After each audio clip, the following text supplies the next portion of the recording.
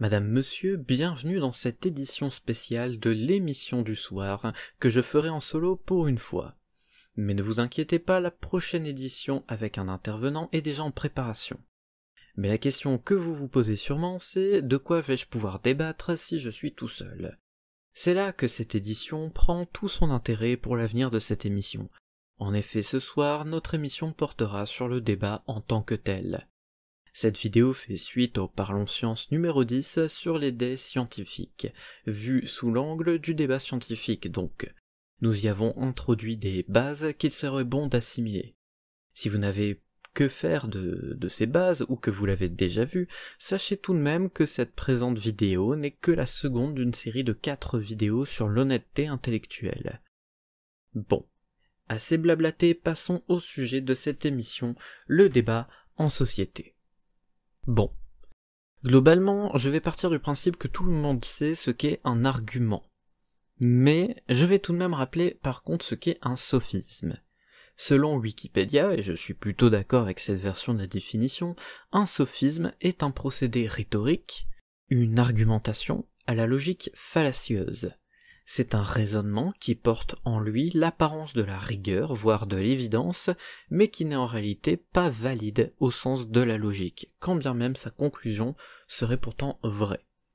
Nous allons avoir l'opportunité de voir en détail à quoi peut ressembler un sophisme, enfin en tout cas l'une de ses nombreuses formes, car au cours de cette émission nous allons faire 2 études de cas. La première, un débat que j'ai eu il n'y a pas longtemps sur un serveur Discord, alors pas un de mes serveurs mais un serveur public, sur un sujet politique, en l'occurrence sur le débat à la base portait sur les minorités en France, et puis il a dérivé sur ce qu'était être français en soi, et du coup c'est un débat auquel j'ai participé, et vous allez pouvoir voir en effet à quoi peut ressembler un sophisme, notamment quand quelqu'un fait passer ses considérations personnelles et ses croyances pour des faits établis.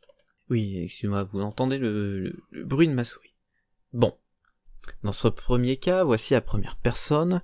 Donc, pour répondre au sujet de base, donc sur les minorités en France, cette personne disait: quant au fait de produire de bons fruits, cela relève de l'éducation nationale, pas des parents.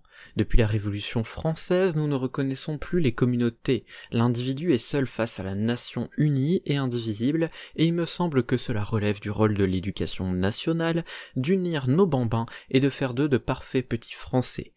En effet, c'est l'éducation nationale qui doit donner aux âmes la forme nationale et diriger tellement leur opinion et leur goût qu'elles soient patriotes par passion, par nécessité. Un enfant, en ouvrant les yeux, doit voir la patrie et jusqu'à la mort ne doit plus voir qu'elle. Tout vrai républicain suça avec le lait de sa mère l'amour de sa patrie, c'est-à-dire des lois et de la liberté. Cet amour fait toute son existence, il ne voit que la patrie, il ne vit que pour elle. Sitôt qu'il est seul, il est nul, sitôt qu'il n'a plus de patrie, il n'est plus, et s'il n'est pas mort, il est pie. L'éducation nationale n'appartient qu'aux hommes libres, il n'y a qu'eux qui aient une existence commune et qui soient vraiment liés par la loi. Si l'éducation nationale n'a pas su faire de Mohamed un parfait petit Français, alors elle a failli et c'est de sa faute. Mohamed ne peut pas imposer ses mœurs si justement l'éducation nationale depuis Bambin incorpore en son âme les mœurs françaises. Alors, attendez, avant d'enflammer les commentaires, je n'ai jamais dit que j'étais d'accord avec cette personne, je n'ai jamais dit que je n'étais pas d'accord avec cette personne, enfin en tout cas on va voir dans la suite du débat en quoi je n'étais pas d'accord avec cette personne. Toujours est-il que nous ne sommes pas là pour défendre son point de vue, juste pour illustrer la façon dont il va argumenter dans la suite. Vous pouvez débattre gentiment en commentaire de ce que vous pensez de cette partie-là, de son point de vue. Néanmoins, ce n'est pas le sujet de cette émission, et je vais vous demander du coup de rester cordial en commentaire. Donc, moi, par rapport à une partie de son argumentaire, j'ai répondu. Pour l'exemple que tu prends à la fin, avec ce fameux Mohamed, de qui est-ce la faute s'il n'est pas né en France et qu'il vient d'y arriver? car sur l'ensemble ce que tu dis est correct, mais ne s'applique que si tu as vécu la majorité de ton enfance en France.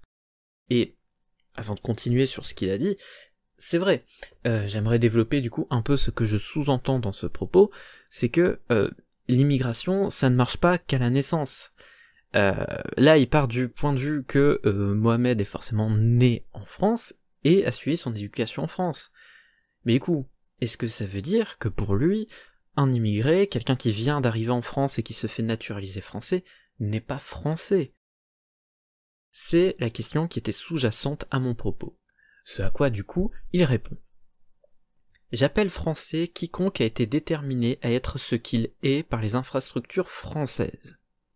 Alors, notez bien ce point très important, surtout notez-le, gardez-le dans un coin de votre tête.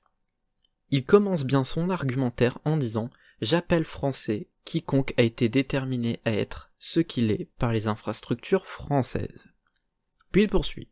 En effet, un individu ayant la vingtaine, migrant en France, ne sera jamais un Français. Il pourra au mieux faire un pas vers nous en acceptant que ses bambins le soient, s'ils naissent et grandissent en France. Mais lui n'en sera jamais un, puisque sa sensibilité, ses goûts et ses passions, il se les est forgés au travers des infrastructures de son pays d'origine dans lequel il est né. Mais s'il reste en France et donne des bambins, l'ensemble de sa descendance sera française puisque déterminée par les infrastructures françaises. Bon. Je ne vais pas revenir sur ce qu'il a dit, on va continuer de développer le débat qui a eu lieu. Mais vous allez voir que ce débat va prendre une tournure... Bon, c'est pas à peine de détailler. Vous allez voir que ce débat va rivaliser de sophisme et d'erreurs de raisonnement. Bon, moi face à cela, qu'est-ce que j'ai répondu? Je ne peux partager ton point de vue, mais je l'entends et le respecte pour ce qu'il est. Alors, sans vouloir me jeter des fleurs, c'est l'une des meilleures réactions à avoir. C'est-à-dire que un débat n'a pas forcément pour but de convaincre, mais dans un premier temps, ne serait-ce que d'exposer un point de vue et de l'argumenter pour le légitimer, pour pas dire c'est juste un truc au pif que j'ai cru, pour pas que ce soit juste une secte en fait, pour vous expliquer pourquoi vous pensez ça et pas autre chose. Mais le but est pas nécessairement toujours de convaincre le parti d'en face, contrairement à ce que certains peuvent penser. Ça on y reviendra dans la 4e vidéo sur l'honnêteté intellectuelle, avec un sondage sur qui porte entre autres choses sur ce qu'est la nature d'un débat, et son but. Mais bref, revenons donc à notre débat actuel. Moi je lui dis, ok mec, je suis pas tout à fait d'accord, mais pourquoi pas? Ce à quoi il répond. Il peut également tenter de s'assimiler, mais je ne crois pas que ça marche. Je vous invite à lire, comme je parle, d'Aldo Stéron, désolé si je le prononce mal, qui est un émigré algérien vivant en Angleterre, et traite le sujet mieux que moi en expliquant également que le mieux qu'il puisse faire, c'est de faire un pas vers les Anglais. Ce pas se manifeste notamment, comme il le dit, en ayant nommé sa fille Grace, et pas Khadija, encore une fois désolé, je ne sais pas prononcer ce type de prénom, sincèrement désolé. Bref, là n'est pas en fait le propos. Je tiens à tirer un point, je tiens à attirer votre attention sur un point précis. D'une part, il cite une source, qui a l'air relativement fiable, mais deux choses l'une. Premièrement, c'est très bien, parce que c'est-à-dire qu'il se réfère déjà à une personne qui connaît mieux le sujet que lui-même, et qui nous invite à nous y diriger pour nous documenter. Ça, c'est un très bon point. D'un autre côté, ça ne fait pas une autorité absolue. La personne qui écrit ce livre exprime son point de vue personnel par rapport à son vécu personnel, qui ne peut être pas une vérité universelle qui s'applique à toutes les personnes dans tous les pays. Donc, d'une part, c'est un bon point pour lui, parce que il se réfère à quelqu'un qui connaît mieux le sujet que lui, et il cite sa référence pour qu'on puisse se documenter de notre côté.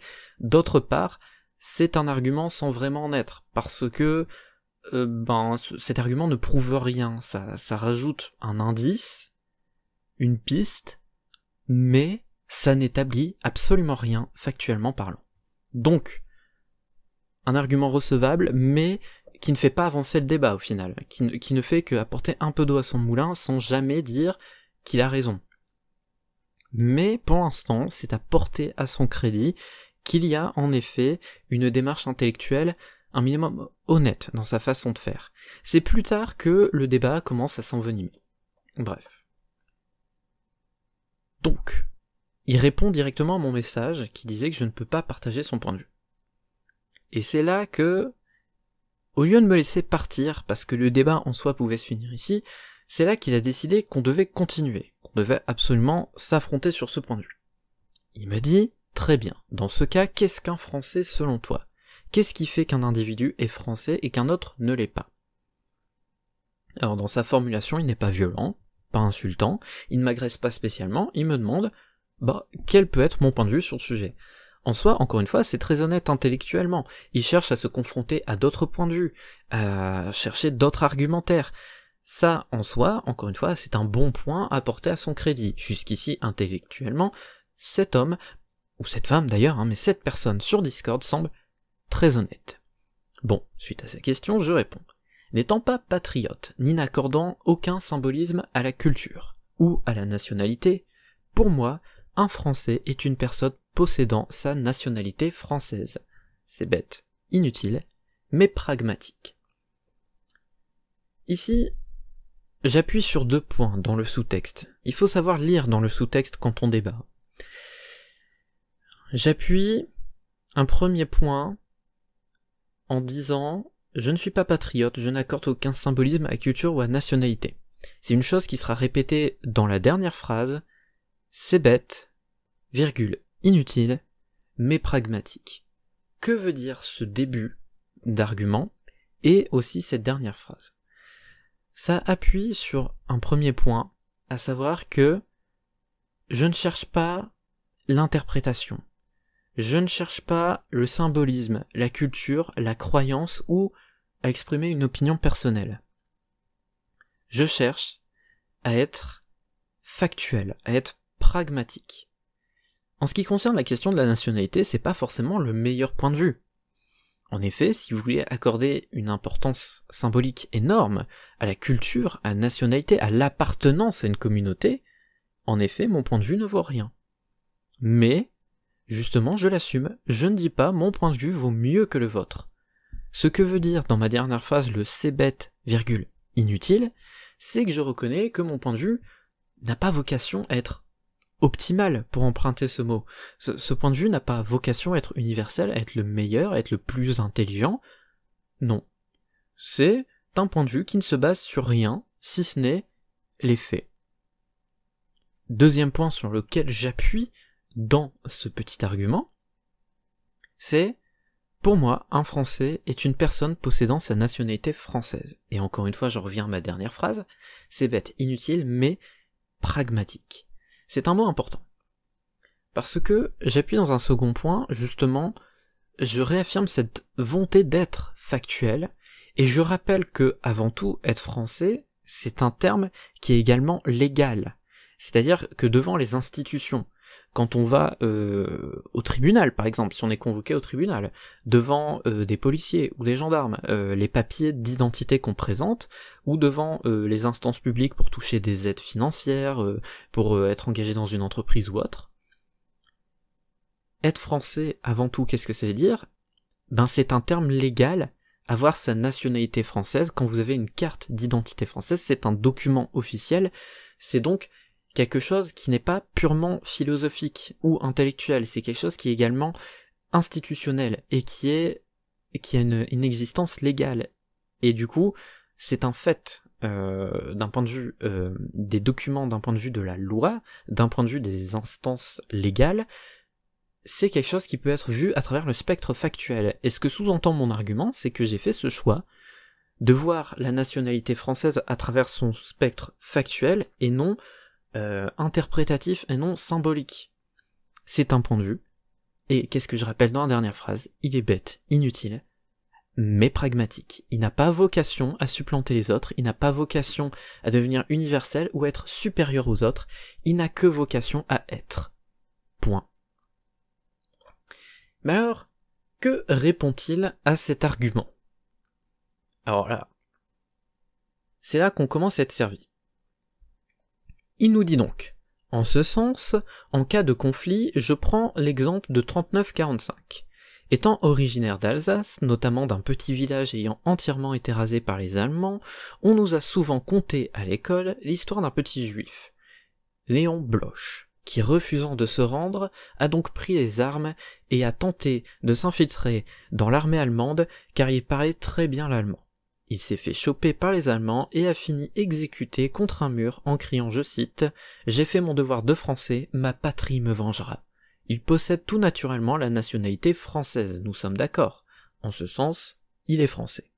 Bon, ici j'aimerais faire une pause pour parler de ce premier paragraphe, mais je vais continuer, je vais reprendre point par point son argumentaire.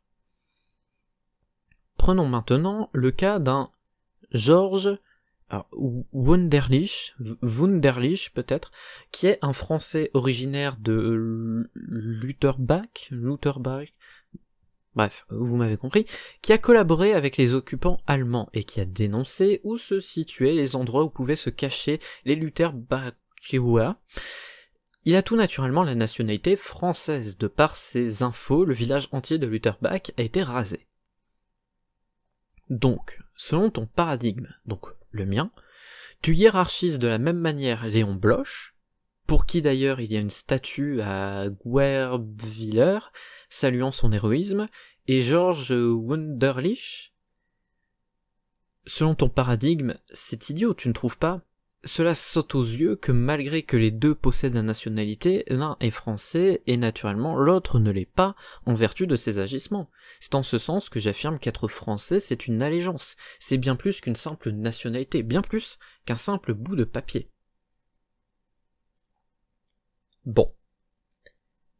3 choses l'une sur cet argumentaire, sur cette partie du moins de l'argumentaire.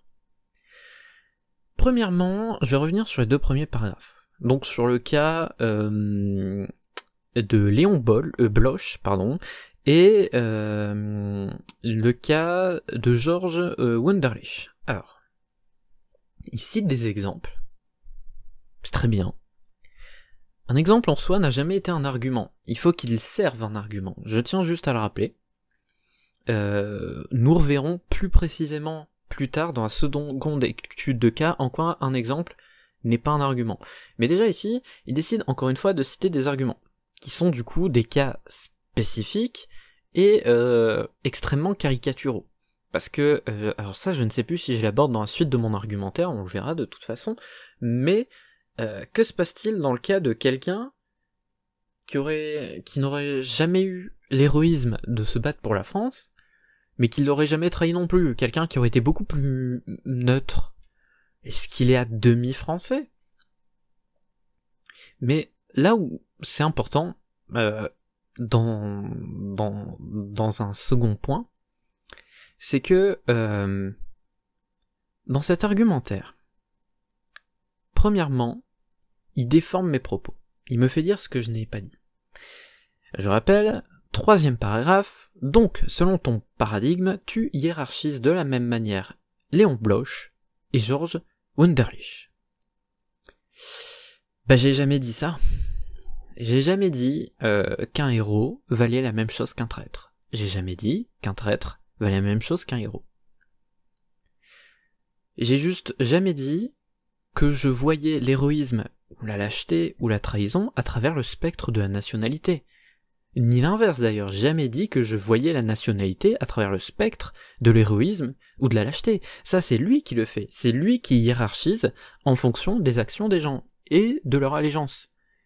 Mais du coup, puisqu'il m'applique une partie de sa façon de voir à ma façon de voir, du coup il déforme mes propos, et aux yeux des autres, parce que je rappelle c'est un serveur public, il y avait des centaines de personnes sur ce serveur, peut-être même des milliers, je ne sais plus, et devant tout le monde, il dit, à travers cette phrase, il sous-entend, regardez, cet homme dit que un héros de la nation vaut la même chose qu'un traître.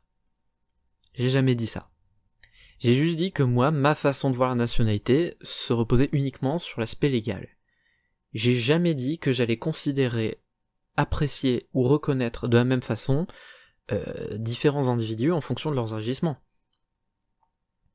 Mais alors, 3e point, et c'est là que le débat commence à partir en cacahuète pour moi, et c'est À mon avis, c'est là que j'aurais dû directement abandonner le débat, parce qu'on voit qu'on est face à quelqu'un qui n'est pas honnête intellectuellement. Il enchaîne directement sa première question, qui est en soi, du coup, un sophisme, puisque là, vous voyez bien que dans la logique, c'est faux, puisqu'il se base sur des choses que je n'ai pas dites. Donc, déjà, à partir de là, son raisonnement ne tient plus, mais il ajoute, selon ton paradigme, c'est idiot, tu ne trouves pas ? Le choix des mots est important dans un débat. Encore une fois, comme je le disais, il y avait beaucoup de spectateurs, et encore, là, je n'ai screen et lu à haute voix que nos arguments. Il y a d'autres personnes qui débattaient en même temps, devait être une dizaine à peu près, à débattre au même moment dans ce salon.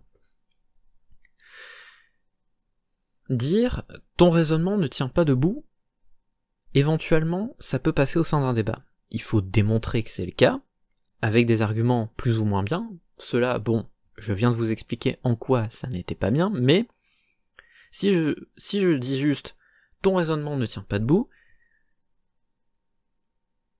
je m'attaque uniquement... Comment vous expliquer ça simplement ? Si je dis juste seulement ton raisonnement ne tient pas debout, en fait ce que je dis c'est bon ben voilà, tu t'es trompé mais c'est pas grave, c'est une petite erreur de logique, en gros ça arrive à tout le monde. Par contre si je dis c'est idiot, tu ne trouves pas, je fais passer mon interlocuteur pour un idiot. Parce que je lui dis ce que tu penses c'est idiot, tu ne trouves pas,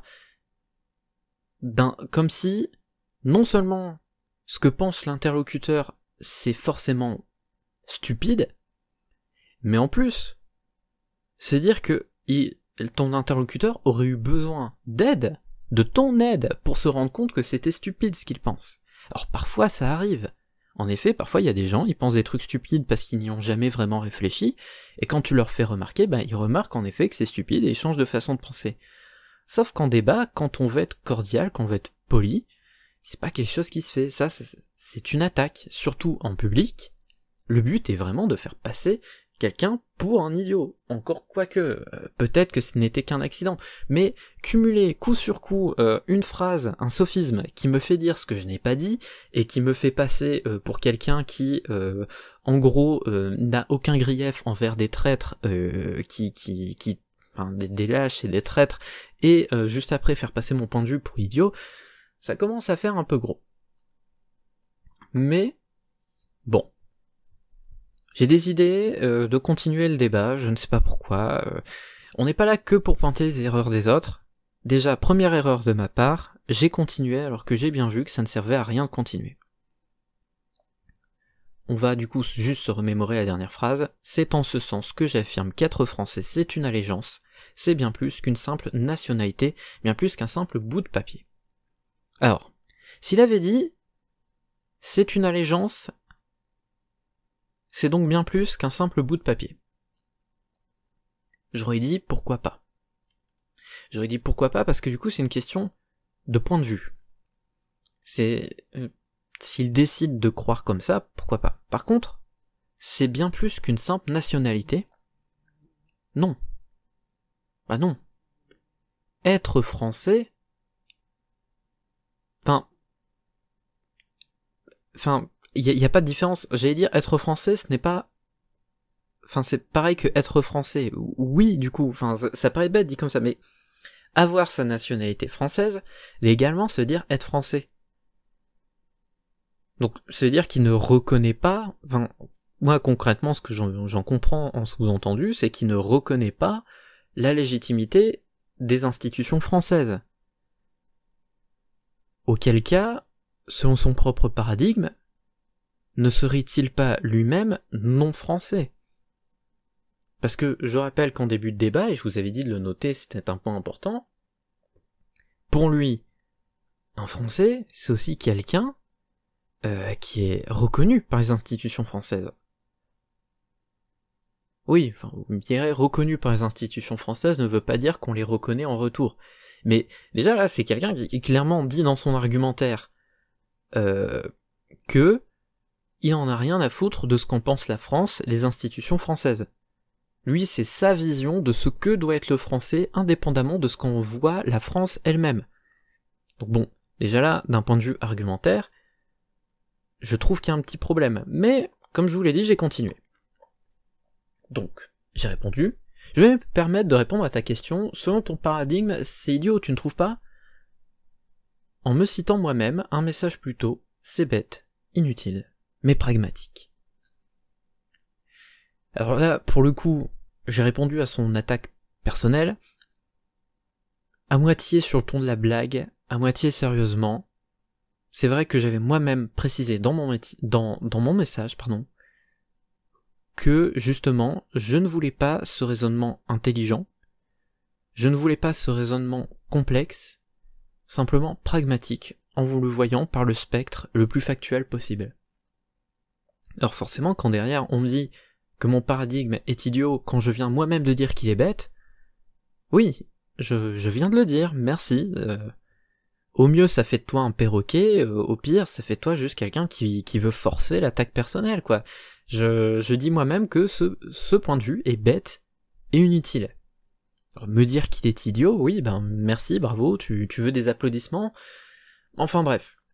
Comme je disais, c'était à moitié sur le ton de la blague, parce que bon, voilà, j'ai bien vu que c'était juste une attaque. Donc j'ai enchaîné. Sinon, pour répondre plus concrètement et sérieusement au fond de ton propos, je trouve que tu déformes un peu mes paroles.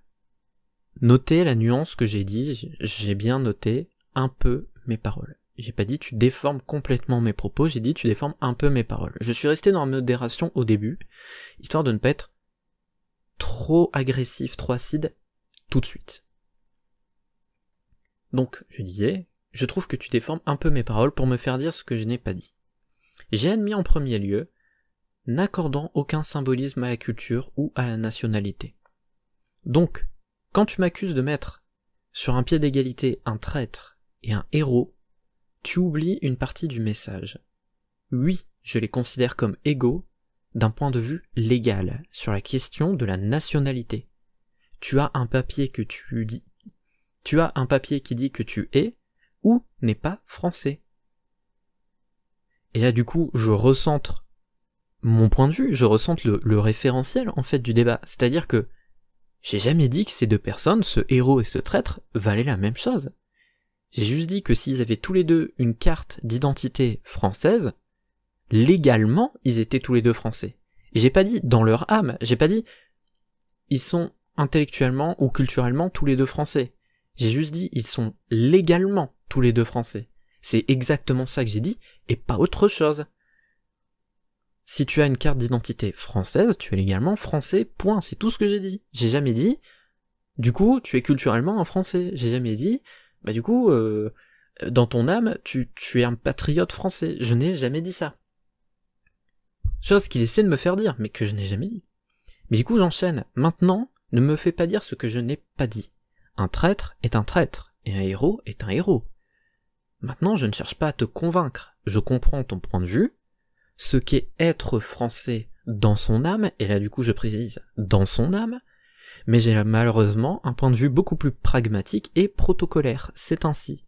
De plus, si je devais faire comme toi et résumer simplement ce que tu dis sans réfléchir à côté, alors je devrais en déduire que tu hiérarchises de la même manière ce héros dont tu parles et le français lambda qui a suivi ses cours à l'école.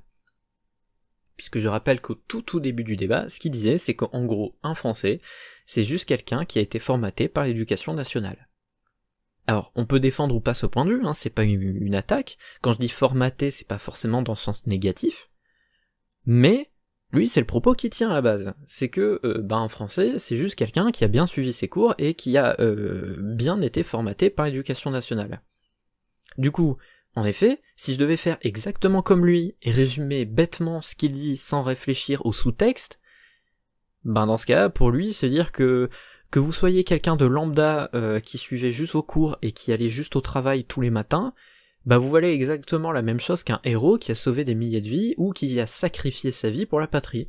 Voilà, ça, pour lui, ça voudrait dire que c'est la même valeur. Alors évidemment, c'est pas le cas, c'est pas ce qu'il a dit, mais je lui ai fait remarquer qu'en effet, c'était pas très honnête intellectuellement de s'amuser à opérer ce genre de déformation. Notez que j'ai pas dit tu penses que, j'ai dit si je devais faire comme toi et résumer simplement ce que tu dis sans réfléchir à côté, alors je devrais en déduire. Notez l'emploi du conditionnel, c'est important. C'est important. Ça c'est aussi une chose à noter. Mais je tiens juste à réappuyer un point avant de passer à la suite de l'argumentaire. J'ai bien dit à un endroit, regardez bien, voilà, je comprends ton point de vue sur ce qu'est être français dans son âme, mais j'ai malheureusement un point de vue plus pragmatique et protocolaire, c'est ainsi. Je rappelle que j'ai compris son point de vue. Je sous-entends que je le respecte, mais je rappelle juste textuellement, c'est vrai que je l'ai compris.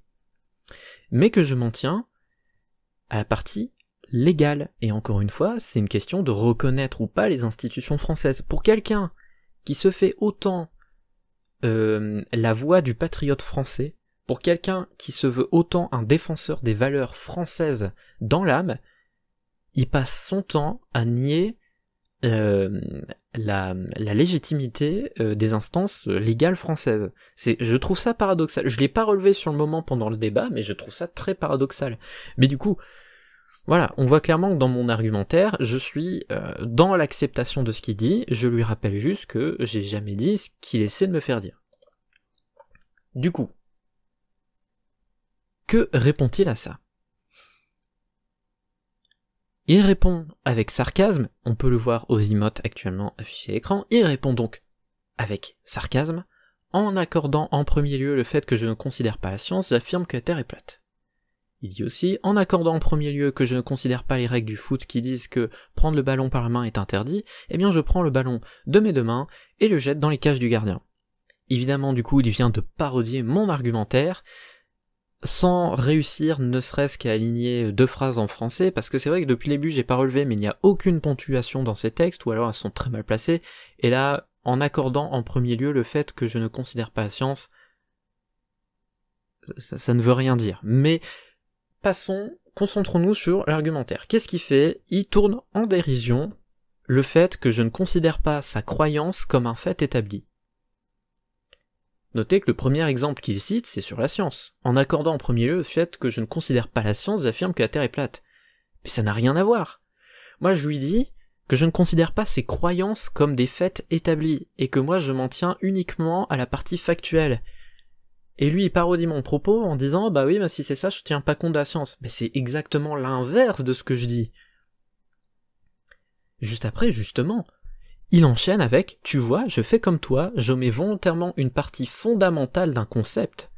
La science quant à la description du réel, les règles de foot quant au bon déroulement d'une partie, les concepts premiers qui définissent le nationalisme et ce qui, je sais pas ce qu'il veut dire, nous amène à comprendre ce que c'est être français. » Bon. Déjà là, il y a une grosse erreur de raisonnement. J'omets volontairement une partie fondamentale d'un concept. Le concept de nationalité française, c'est qu'une nation t'accorde le statut de citoyen. Si le gouvernement français te dit tu es français, tu es français, tu peux aller vérifier où tu veux, dans un tribunal, dans une université de loi, sur internet, dans un livre du code civil ou je sais pas où, sur ta carte d'identité, une partie fondamentale du concept. Mais je sais pas pour qui il s'est pris, parce que depuis tout à l'heure il nous parle de ses croyances en l'esprit patriote, sauf que légalement il n'y a pas cet esprit les patriotes, c'est un document et c'est marre. Maintenant je comprends, encore une fois, je le répète, et je suis désolé de me répéter, je comprends son point de vue sur ce qu'est être français dans son âme, mais c'est pas du tout de ça que je parle. Et c'est pour ça, je nommais pas volontairement une partie fondamentale du concept, au contraire. Je ne m'en tiens qu'à la partie fondamentale du concept, sans développer des croyances par-dessus. Mais bref, il enchaîne. Tu as vite fait de dire et d'admettre n'importe quoi. Tu ne peux pas, par essence, admettre le symbolisme culturel derrière le fait d'être français.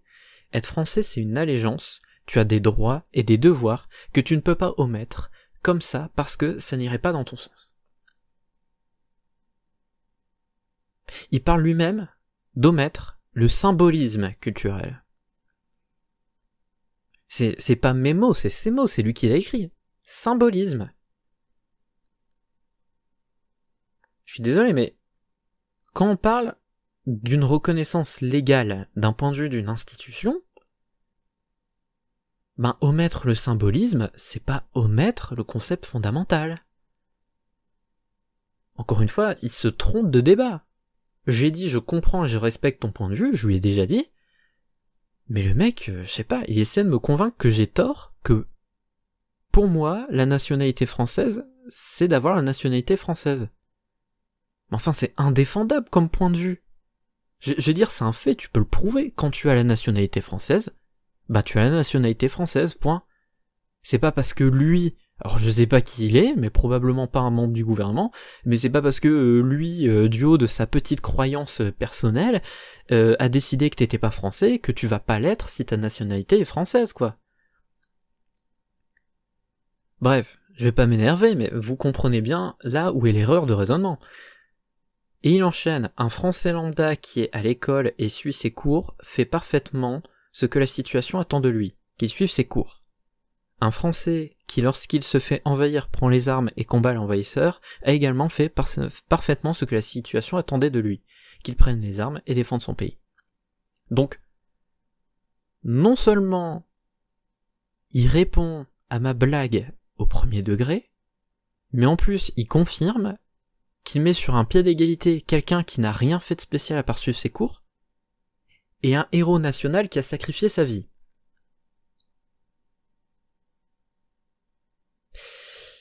Je sais pas quoi répondre face à ça, mais de toute façon c'est pas le débat. Libre à lui de considérer qu'un héros national qui sacrifie sa vie pour la nation a la même valeur que Jean lambda qui ne fait rien. Mais bon. Moi, j'ai surtout été stupéfait par le fait que, voilà, il répond avec sarcasme que c'est comme si je tenais pas compte. Enfin, c'est quand même assez énervant de voir qu'il me compare à quelqu'un qui ne tiendrait pas compte de la science pour décrire le réel, alors que c'est lui qui veut absolument m'imposer ses croyances, alors que moi j'étais pas dans la logique de le convaincre, hein, j'étais pas dans ce type de débat. Moi j'étais là en mode, j'ai compris ton point de vue, je le respecte, mais voilà, c'est tout. C'est lui qui essaie de me forcer à adopter ses croyances en ignorant volontairement toute la partie factuelle et légale de la chose, et il me compare à quelqu'un qui tient pas compte de la science. J'ai vraiment l'impression d'avoir débattu avec un complotiste à ce moment-là. Mais bon, du coup ça continue, encore une fois, une faute de ma part, j'ai continué, j'aurais dû abandonner, mais vous allez voir que j'ai pas continué longtemps. Je dis, maintenant, tu me tournes en ridicule, en faisant toi-même ce que tu dénonces. Donc exactement ce que je viens de vous dire. Je réponds à ce dernier message, puis m'en vais, puisque je ne trouve pas ici... Je réponds à ce dernier message, puis je m'en vais, puisque je ne trouve ici que sophisme et basse stratégie pour gagner un duel d'orgueil. Clairement, c'était un duel d'orgueil. Soit ça, soit une tentative de conversion à une secte. Parce que le mec, mais c'est incroyable de forcer ses croyances, de forcer les gens à croire à ce point, quand ils s'en tiennent juste à un fait, quoi. Mais j'enchaîne. Tu sembles oublier une chose essentielle dans tes exemples. C'est que la nationalité, c'est un statut légal aux yeux des nations. Alors, ce n'est pas parce que le petit être frustré que tu es pense autrement que le monde va se plier à sa vision. Alors là, autre erreur de ma part. Oui, parce qu'on n'est pas que là pour taper sur les autres, on va taper un peu aussi sur moi. J'étais évidemment un peu courroucé par ces moqueries qu'il venait de faire. J'ai répondu également de façon agressive. Je n'aurais pas dû, j'aurais dû soit partir, soit rester dans la passivité. Le décrire de petit être frustré, c'était une erreur. Ne faites pas ça. Bref, et donc je dis, voilà, c'est pas parce que tu penses autrement que le monde va se plier à ta vie. J'ai reconnu volontiers l'absence d'intelligence dans mon raisonnement. Donc là, je reprends quand même une position humble, c'est-à-dire qu'après avoir insulté, je lui dis quand même, je te rappelle quand même que j'ai dit que moi, c'était pas intelligent ce que je pensais, donc bon.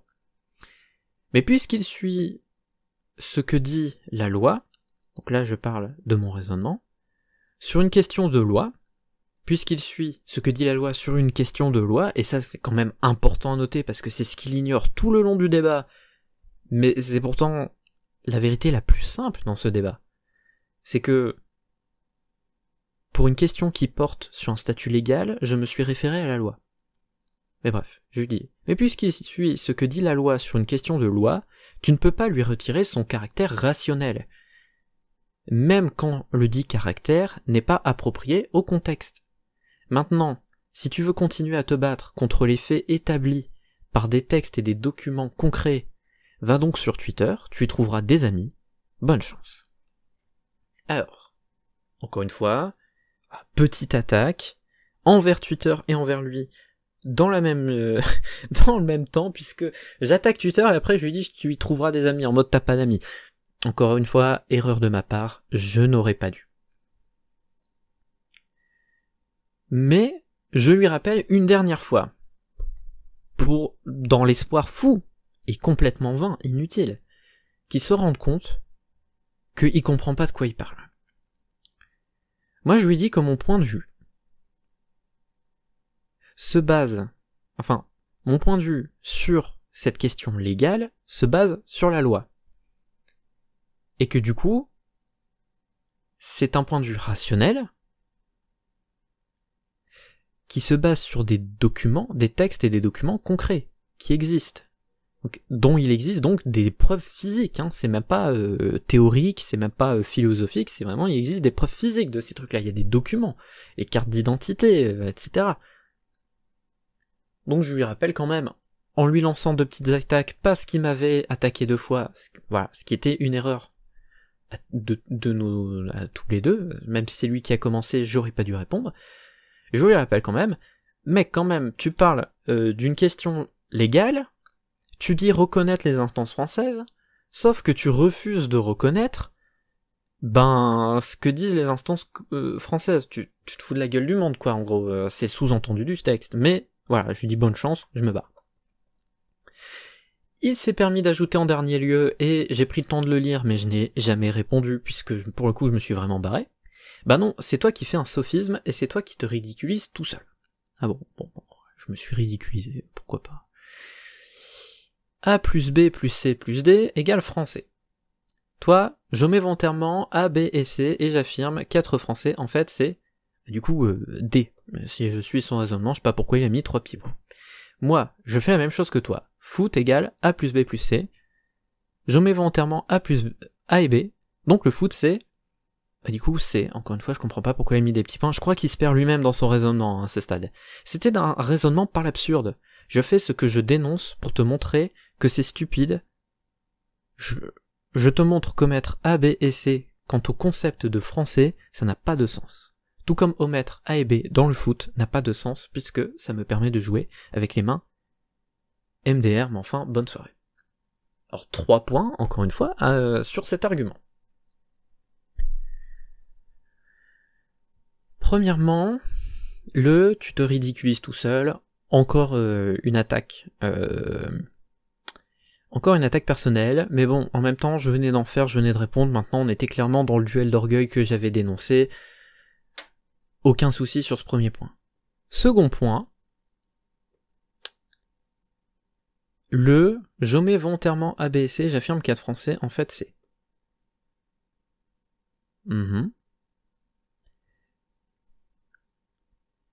Te montrer que c'est stupide, je te montre qu'omettre A, B et C quant au concept de français, ça n'a pas de sens.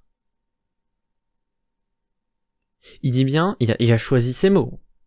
C'est à l'écrit, on avait le temps. Il a bien dit, ça n'a pas de sens. Donc selon cet homme, qui se veut patriote, qui se veut reconnaître les instances françaises,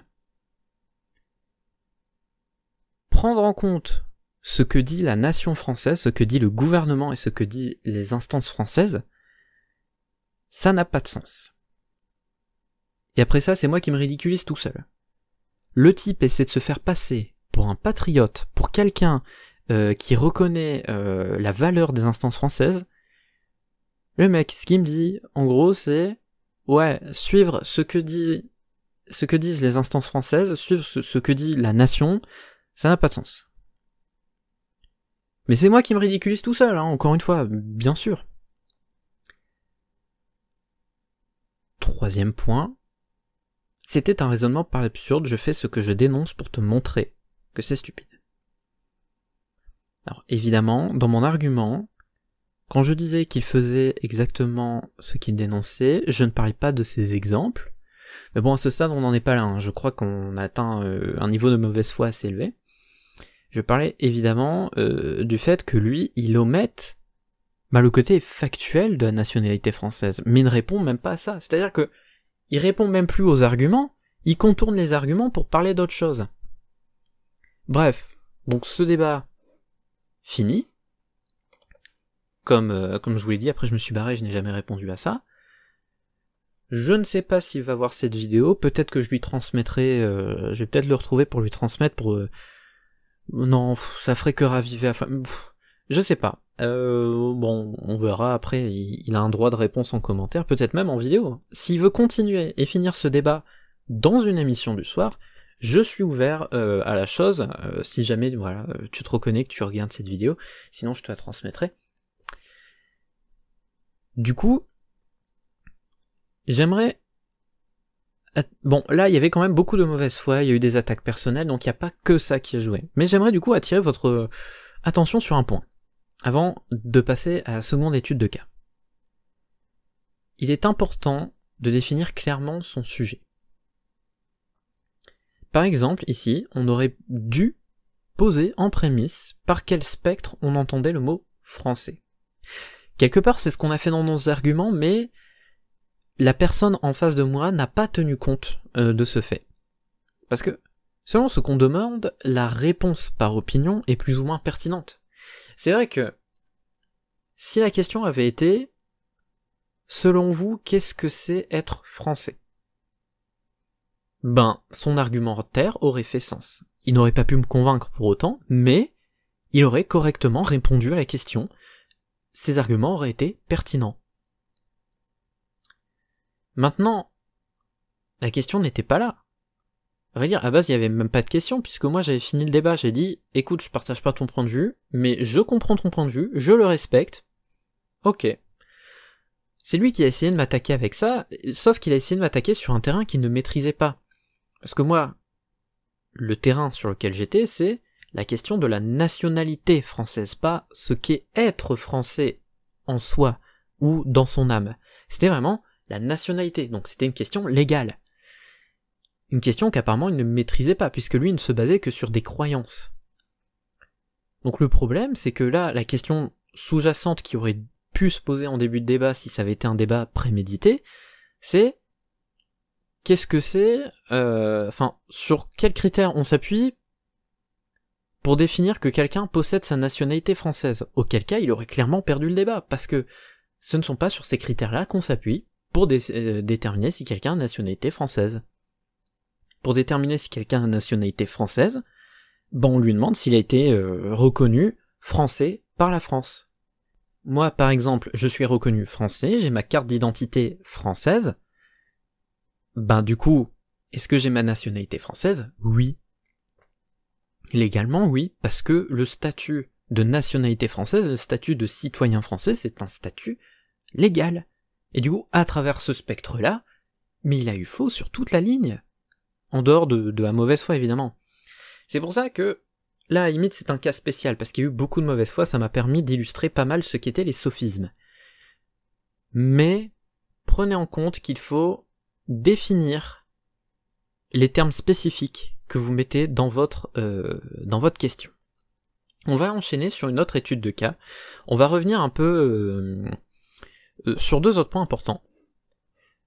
Vous n'allez pas me croire, mais par moment, il y a des débats dans lesquels il n'y a pas d'argument. Oui, vous avez trouvé ça fou, mais il y a des gens qui arrivent à tenir un débat sans argumenter, parce que, on va revenir sur ce que je disais tout à l'heure, un exemple n'est pas un argument. Je vais montrer quelques exemples d'un début de débat qui en réalité a duré 2 jours, temps réel, mais là je vais juste montrer le début parce qu'on n'a pas le temps pour montrer la longueur du débat, mais j'ai un serveur, j'ai plusieurs serveurs, il y en a un associé à Production Lit, vous pouvez venir sur le Discord pour qu'on discute ensemble, mais j'ai un serveur dédié au débat, qui lui est un serveur privé. sur lequel j'avais posé la question, je m'interrogeais un peu sur le spécisme, en fait j'interrogeais les gens qui sont sur le spécisme, et je posais la question, voilà, est-ce que vous pensez que l'humain est supérieur aux autres espèces? Si oui, pourquoi? Sinon, pourquoi? En gros, voilà, argumentez. Êtes-vous spéciste? Oui, non, argumentez, voilà, pour résumer. Bon, cette fois il y a 3 intervenants. Il y a notre premier intervenant, qu'on va appeler, on va l'appeler T, il y aura notre second intervenant qu'on va appeler M, et il y aura moi. Bon. Il y a T, qui nous dit, pour moi, l'être humain est supérieur. Et qu'on croit à la théorie de l'évolution ou non, tout ce que l'homme provoque, son important impact sur la Terre, négatif ou positif, est une preuve de sa supériorité. L'animal, quant à lui, ne fait que vivre le même cycle. Il se nourrit, dort, respire, se reproduit, et pas grand-chose d'autre. Sa vie est une éternelle routine qu'il lègue directement sa progéniture qui continue bêtement à reproduire ce que faisaient ses géniteurs. Sauf si quelque chose vient se mettre en travers de son chemin. Exemple, un animal qui l'attaque, ou plus important, la création de l'homme, les animaux ne créent pas de grandes tours, appelées buildings.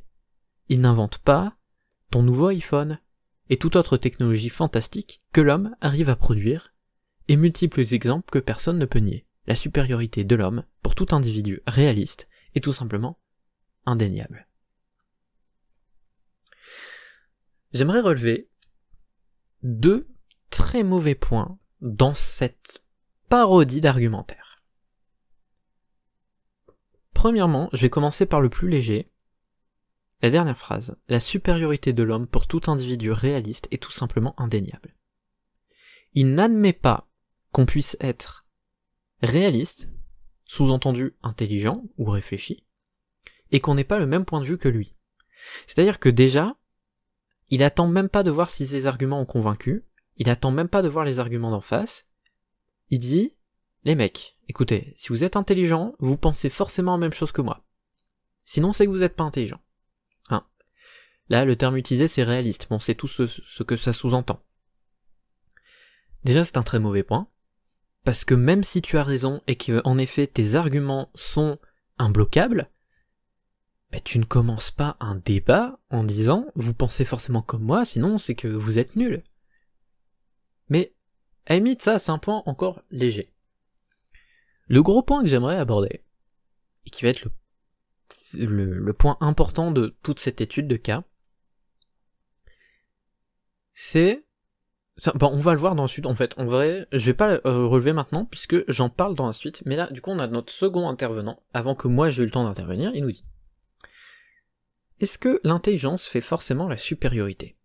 D'accord, notre intelligence nous a permis d'être capables de manier des outils, d'inventer des choses, mais doit-on forcément mettre ça sur une certaine supériorité ? Après tout, les animaux nous sont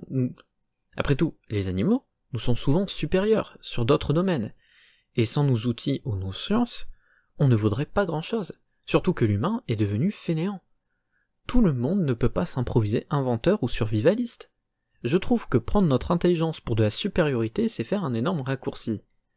En force, l'humain n'est rien. En survie, l'humain a tout perdu. La plupart des technologies ne sont que des choses inspirées d'autres animaux. Oui, nous sommes des super prédateurs, et par conséquent, on est en haut de la chaîne alimentaire.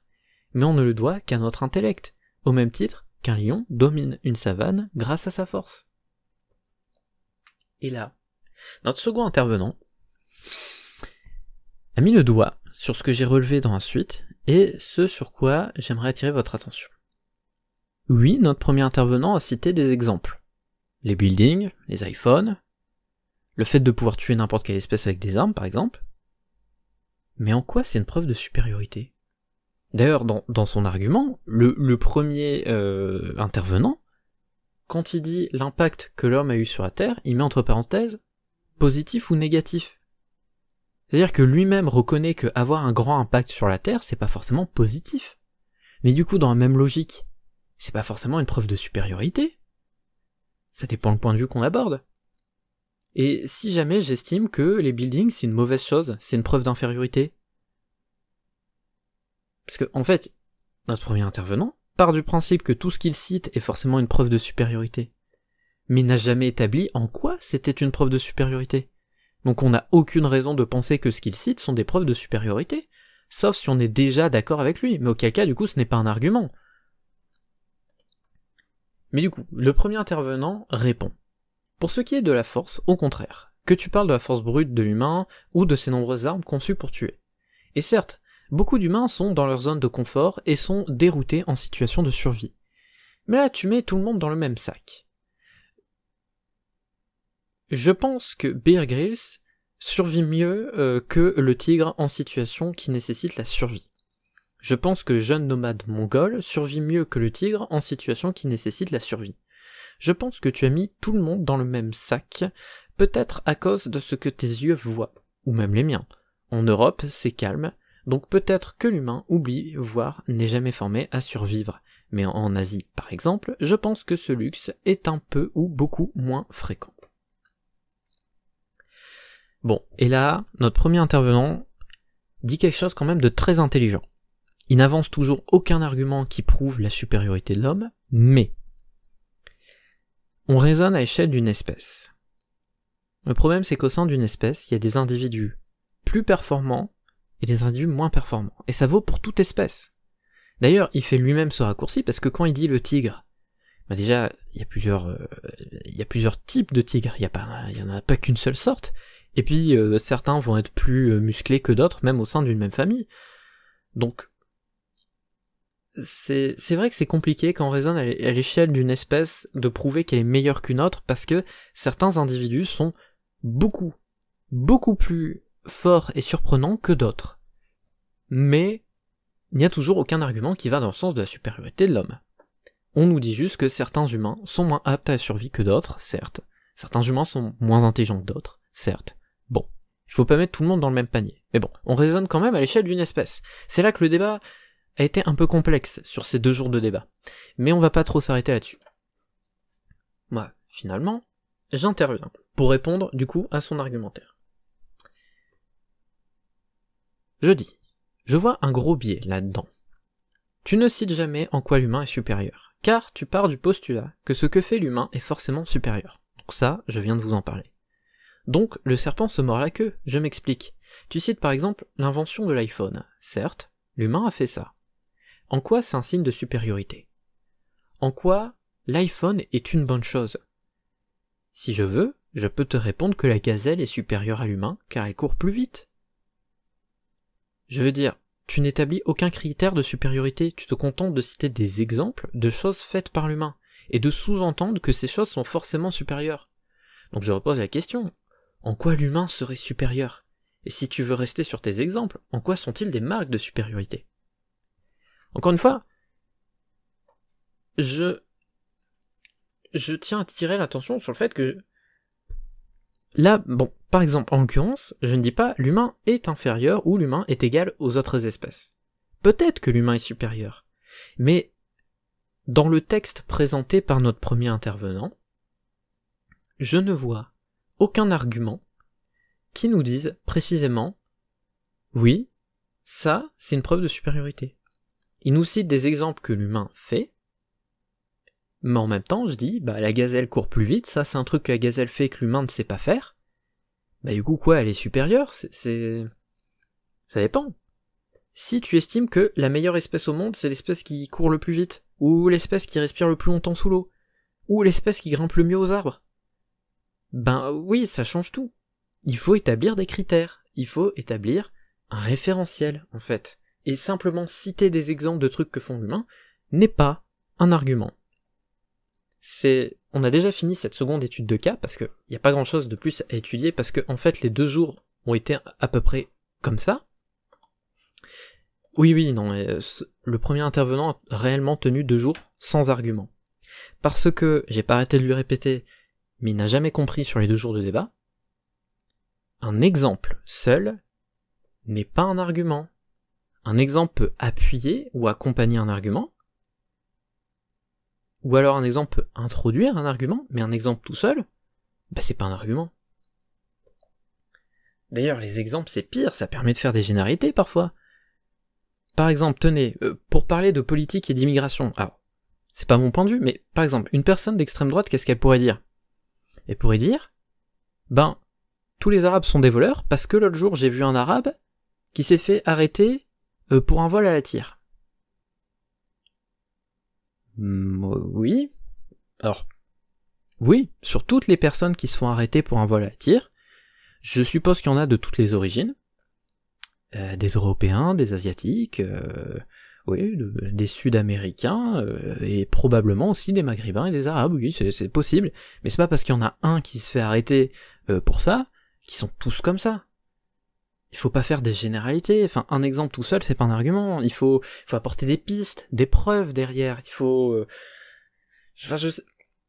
J'ai pas appuyé plus là-dessus, mais vous avez compris, avec l'étude de cas sur le spécisme et l'exemple que je viens de citer, que justement un exemple tout seul n'est pas un argument.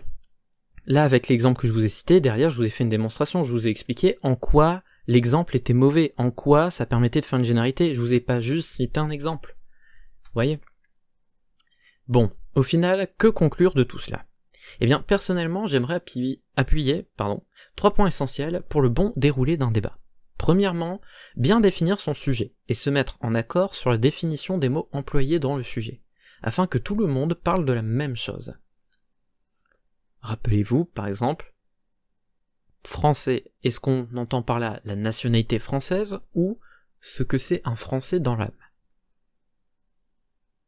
Ou bien supériorité, qu'est-ce qu'on entend supériorité quand on parle de la supériorité de l'homme ? Est-ce que on établit un critère qui sera commun à tous, ou est-ce que chacun est capable de fixer ses propres critères de supériorité ? Deuxièmement, savoir mettre de côté son désir personnel pour avancer des arguments pertinents. Là, on se rappelle de la première étude de cas, c'est bien beau que vous ayez des croyances, et j'ai rien contre. Mais si vous m'imposez vos croyances comme une vérité absolue, équivalente à la science, je m'en fous. Cela implique aussi de savoir détecter tout manquement à cette règle, que ce soit chez votre opposant ou chez vous-même. Et évidemment, cela implique aussi de ne pas partir en hors-sujet, ou pire encore, d'insulter directement ou indirectement son interlocuteur. Une erreur, comme vous l'avez vu, que même moi, parfois, il m'arrive de commettre. Personne n'est parfait, tout le monde est humain. Il m'est déjà arrivé de faire de toutes les erreurs pendant des débats.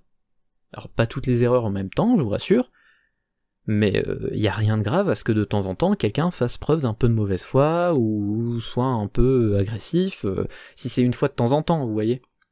Troisièmement et dernièrement, savoir accepter la finalité. C'est une chose que l'on oublie souvent, surtout sur internet, mais c'est le plus important, pour ne pas finir en guerre.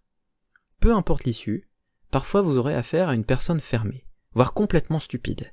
Parfois vous aurez affaire à un fou, parfois à de la mauvaise foi. Parfois tout le monde sera de bonne foi, mais personne ne pourra s'accorder, et d'autres fois votre point de vue sera mis à mal. Il faut savoir accepter tout cela, et mettre fin au débat. Une chose que même moi, je ne maîtrise que trop mal.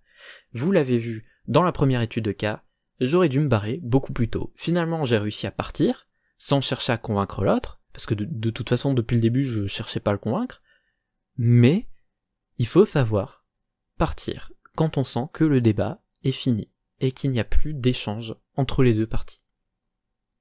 Suivez ces conseils, travaillez vos arguments, prenez l'habitude d'argumenter contre votre propre point de vue en jouant l'avocat du diable, et vous deviendrez progressivement un maître en dialectique. Madame, monsieur, merci d'avoir suivi cette émission du soir. Votre retour est attendu en commentaire, afin de partager ensemble autour de la thématique abordée. Pour améliorer l'efficacité du propos et soutenir la chaîne, partagez massivement cette vidéo, likez et abonnez-vous. C'était l'émission du soir. Bonne nuit.